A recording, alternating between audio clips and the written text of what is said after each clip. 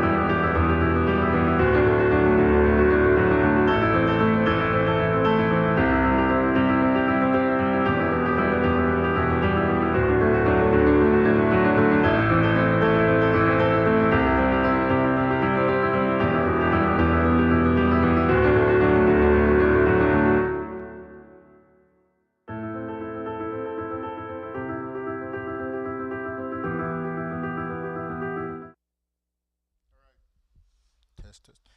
Welcome to the Choose to Change 90-Day Reentry Program.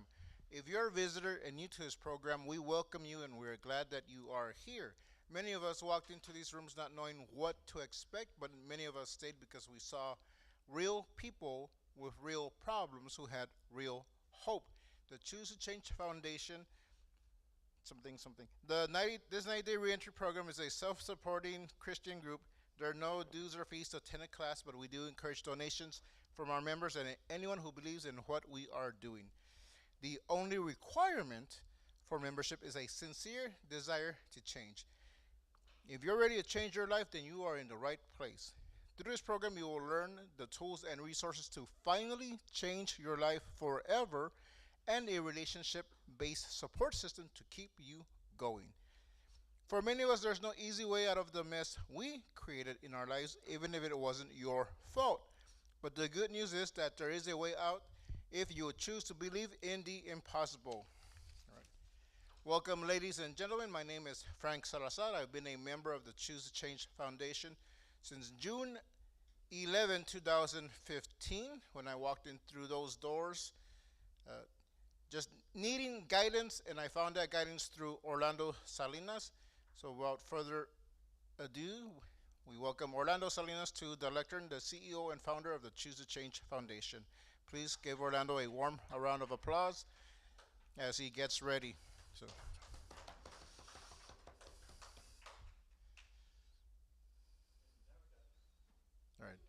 all right, a few minutes. Okay, now you can give him a warm round of applause.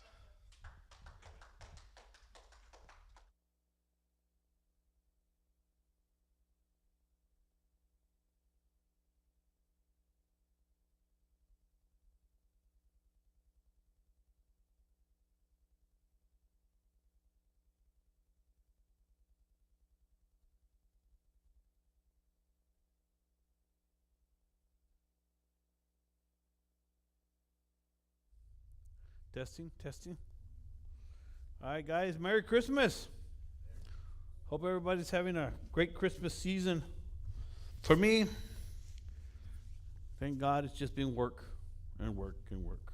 Seems like. Anyway, I'm not going to go into that subject. What I want to talk about is change. Lately, I've been talking to a lot of people about change. So what I noticed is what I'm realizing. I mean, I know this, and but it's like, let me open this first, guys. Give me a second. Give me a second.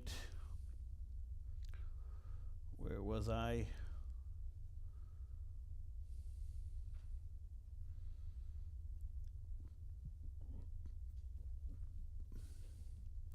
We're about to start our journey again on the process of change. As I'm talking to people, and welcome those of you watching, so many of us are different, so many different areas, or so many different, what's the word I'm looking for? Everybody's in a different place in life. Some people are here, some people are here, some people are struggling, some people are better off today than they were 3 years ago, some of them are worse off. It's just so many people, so many good things, so many tragedies. And I wonder, one of the questions that I have always is, how can I help somebody move forward in life? And so then I ask myself, well, how am I doing? Am I moving forward in life? Am I getting better? And that's a good question. But I was thinking about that today because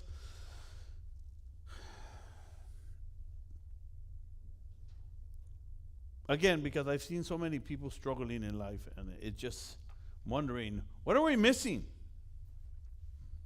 What are we missing? You know, the process of change is about change. Sound like word salads now.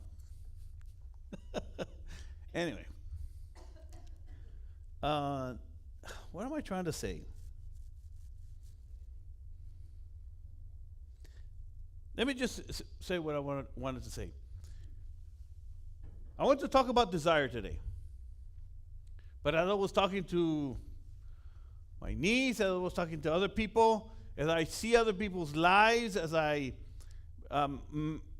preach, what I see about people moving forward in life is their biggest issue is their lifestyle. Their lifestyle. And as I was coming over here, I was thinking, man, maybe I ought to talk about lifestyle. Because when I think about lifestyle is that maybe you do want to change your life. Maybe you do want to move forward. Maybe you want to make more money. Maybe you want a better relationships with your family, with your children, with your spouse. And maybe you are coming to church. You are doing the right things, or you think you are. You have faith. You're working on your mindset. You're working on your attitudes. You're working on your habits, but what kind of lifestyle do you live? I think you should come to church.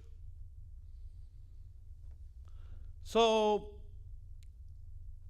one of the things I wanted to ask you, I'm not even talking about what I wanted to talk about. I'm just talking about what's under my heart right now. Is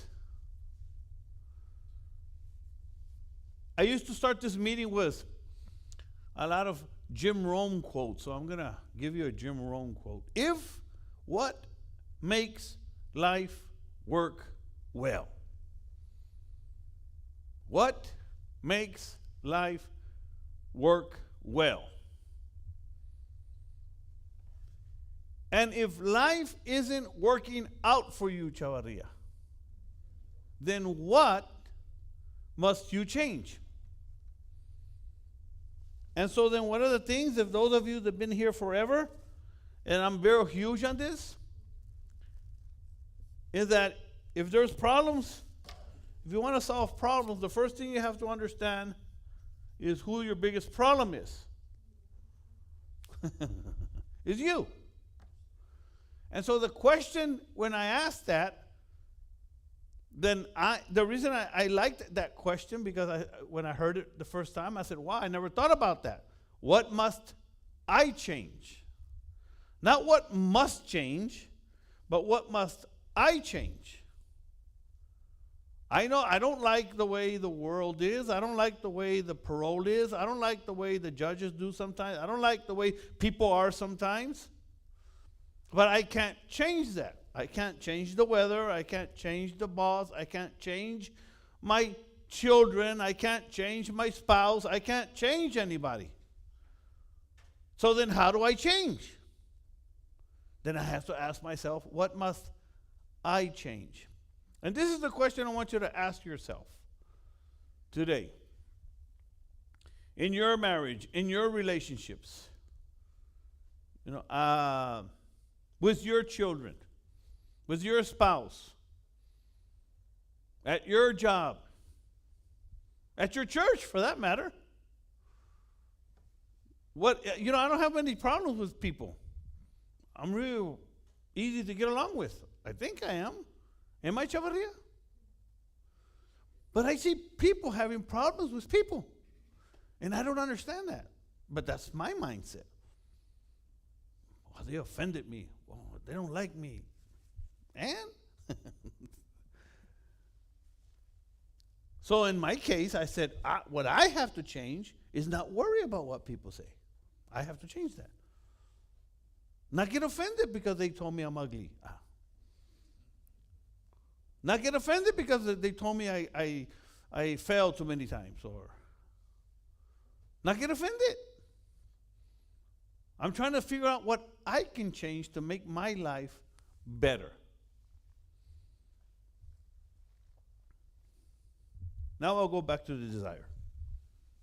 Desire is where it's all start. And what I'm talking about is that if I want to get better, that means I need to want to first. That's where desire comes in. That's where all change starts. You have to want it. And so then I'm always wanting to get better. I'm always wanting to improve. Right now, I'm trying to improve on my finances. I'm getting better at that. I'm getting better at my finances. I'm trying to improve in my business. I'm always trying to improve me and how I can help to make my life better so that I can help more people get their life better. That's how I believe it works. If I can't get my life better, how can I expect to help my wife or my son or you guys for that matter? So again, I have to look at you. One of the problems that I had, I think, at the beginning when I got out of prison is I depended too much on me. I had to learn not to depend so much on me. I had to learn how to depend on God. And that was a process. That's why I understand it's a process. But that doesn't take away my responsibilities. If I'm sad, who's ever been sad? Anybody sad today? I've been sad. And I didn't know why. I have a wife that loves me, right, babe? You love me? Great children, great son. I don't have a lot of money, but why am I sad? I don't know. So start thinking about it. Start praying about that. My point is that I'm always looking at me and how I can improve. And that's how I believe that a lot of this process of change works, because I can teach you about faith. We can learn about mindset. We can learn about attitude and habits. But how do you actually make things happen?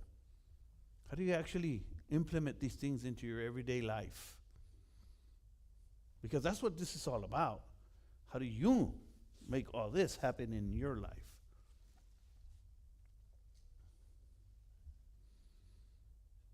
When it comes to desire and wanting to change your life, for many of us, and the reason I'm speaking like this is because I'm not talking about, we already know that when people go to prison or they go to rehab or they mess up their life, they have to come to these crossroads and they have to make a decision, a prodigal son moment, right? Where they, oh man, what do I do? Do I keep going the way I'm going or do I change? That's but what about us? The reason I'm talking like this is because what about us normal people that are already moving forward in life? How do you get better? How do you change certain things? That's what I'm talking about. That you think about your life as I used to call normal people. In other words, we're not in prison anymore. It's been years. We're not doing drugs anymore. We're trying to build a life. But sometimes we're about to start a new program, the support system. And I'm no,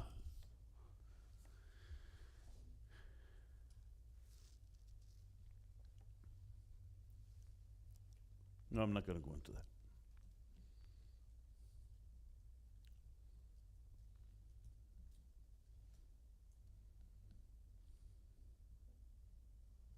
The first step to changing anything in life is wanting to change it. So,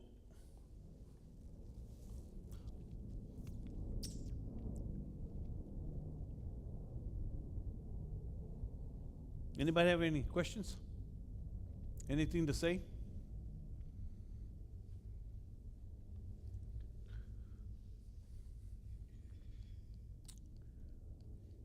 Who remembers the Y factor? Who knows what the Y factor is? You remember the Y factor, Frank? What is the Y factor?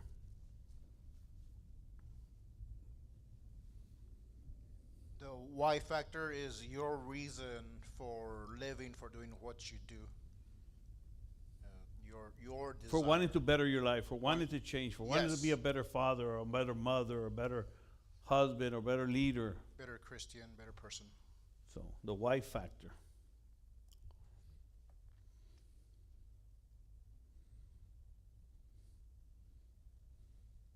Does anybody want to share your Y factor? Why would you want to get better?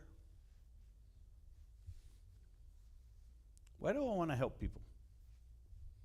Why am I here? I think about that. I think the why factor is that's where I was at right before I came to Christ is why did he set me free? Why did he save me? How come not this person or that person? Why was it you? Because we all come into the church when we get saved, and I hear some of us know that we struggle with the addictions and change and everything. When I came in, he set me free from the alcohol and the drugs and the cigarettes. So we have that thing, why? But that's the thing is that he has a better plan for our lives, which is to give ourselves to somebody else to be able to show him the way, to help him get there. Because we ourselves haven't gotten there yet, no. We still have our own plans, like you said right a while ago. I had a cloudy day today, right? I don't even know why. I don't know why. No, I prayed and everything, but I kind of like felt that weight on my own day. Why? Why? When you're ready to, when you're moving forward in life and you're having a cloudy day, if you don't have a reason for continue doing what you're doing, then that's why most people stop. And I ask myself about that why factor a lot.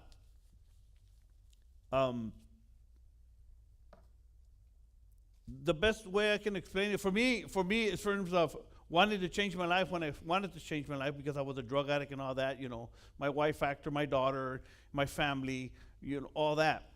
But again, back to the normal. When you're feeling down, when you don't feel like moving forward, when you're struggling, why are you struggling? I think of the why factor as, why am I doing what I'm doing? And the way I live my life, why do I come to church? Because I think I need God to help me. I don't see it, I don't feel it all the time, but I come anyway. Why do I do the right thing? Because I think it's the right thing to do. Not because I feel like doing it. Why do I not lie? Why do I not cheat?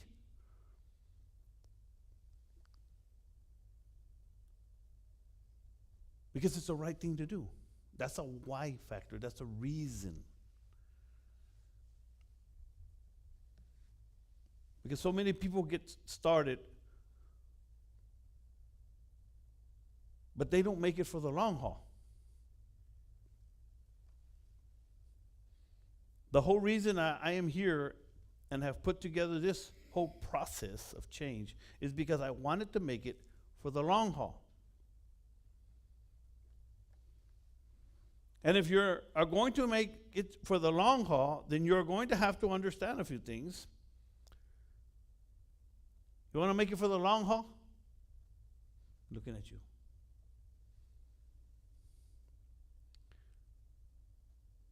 Come up with your why factor. The why factor has to do with the level of commitment that you will need in order to see real change in your life, in order to keep growing in your life. Most people quit too early in the process because it starts getting too hard.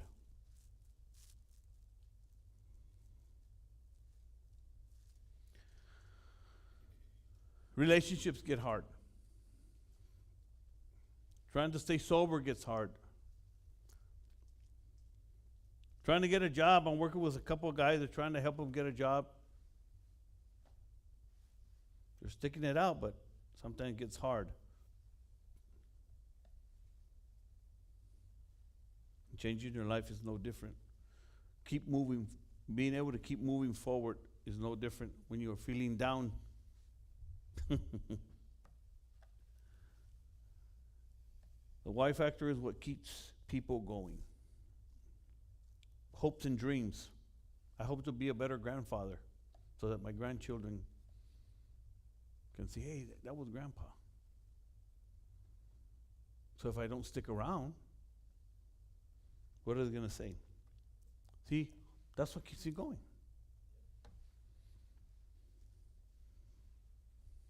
I wanted to be a better man. I wanted to be a husband. I better be a father, and I'm doing it. That's my why factor. Those are things I always go back to and say, oh, okay, that's why I'm doing what I'm doing.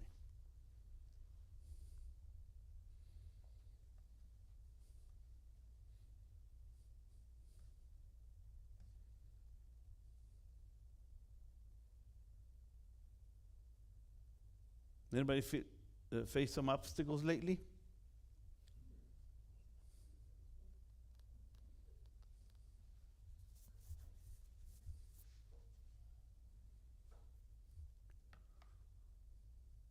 But it's not that hard, Chavaria. It's easy. Frank has a lot of obstacles.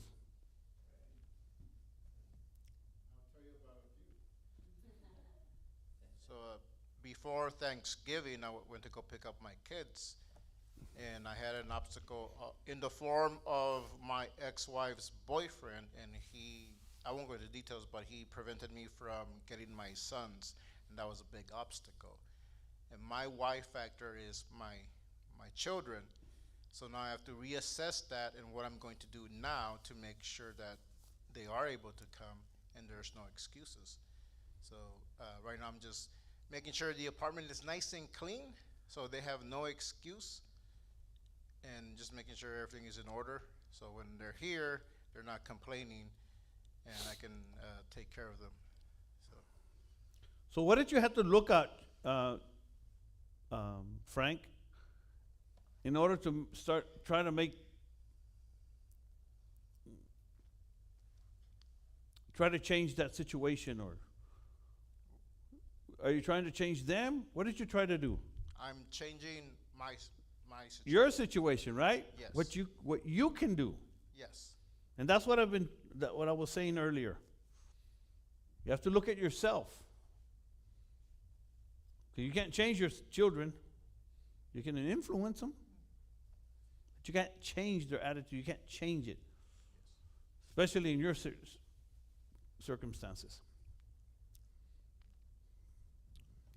Good.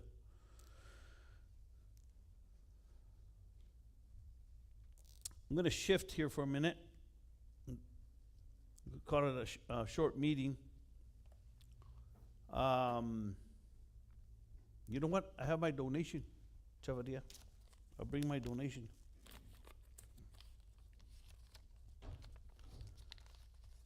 Next week, we'll be starting a new support group. Those of you watching, and here. It's going to be held at the same time this one is held. I think that support group is going to be very different, guys. And those of you watching, our support group is called the Center of Hope Group. And it's for family members. Let me read it here. A support group for those struggling with substance abuse in their family. And that's going to be starting next week. And I gave you guys a copy, Bertie, Diana, of everything that's going to be happening in that class. And while we're having this class for the men coming out of prison and rehab and whoever else is coming here, we're going to be having this meeting in the children's church or in the concert hall at the exact same time from 7 to 8. And what I've given you is, let me just shift here into this. This is what I want to share in this meeting tonight. And I want to read exactly what we're going to read at every meeting. I'm going to read it here because I wanted those watching this video to also know what this is about. See if you understand what this is about by me reading this. I'm going to read the Center of Hope Group, a support group for those struggling with substance abuse in their families. In other words, for those wives or grandmothers or mothers that have a loved one, that have their son or daughter or husband struggling with addiction. And why here's what we're going to read at every meeting in that meeting. Welcome to the Center of Hope Family Support Group, a Christian support group helping families understand addiction, set healthy boundaries, and find peace through Christ. We are a self-supporting group. There are no dues or fees for membership, but we do encourage donations from those who believe in what we're doing. We are here today because we love someone who is struggling with addiction. We come together as family and friends who have been hurt, confused, and often left feeling hopeless. But we are here to find understanding, healing, and strength. We believe that addiction is not just a physical or emotional problem, but a spiritual battle. And that true recovery and restoration are only possible through faith in Jesus Christ. Here, you will learn how to respond with love and not enablement, with faith and not fear, with wisdom and not anger. We are not here to fix our loved ones, but to allow God to work in us so that through our own spiritual growth, we may become better equipped to deal with our loved ones. Together, We will pray for one another, share our struggles and victories, and learn how to trust God in the process. We believe that no one is beyond God's reach, and that through His grace, families can be healed, restored, and made whole again. So welcome to the Center of Hope Family Support Group, where we learn to let go, trust God, and walk together in faith and hope. This is what this class is going to be about. The last couple of years, we've been thinking about starting this class. And so the next week, on Thursday, we're going to be having our first support group meeting. And we're going to see how that goes. Hopefully, we'll get more people in here through the parole office, through this support group that will tell others or bring their family members, their loved ones to this class. I'm starting this support group because I saw the need and in turn, I think it's going to bring more people here, help us outreach for people who want to learn more, or to help the loved ones change their lives and deal with their drug addiction. So, any questions about that, guys? No? All right, then we're going to go ahead and close this meeting. Thank you for watching. I keep believing in the impossible. Thank you for watching.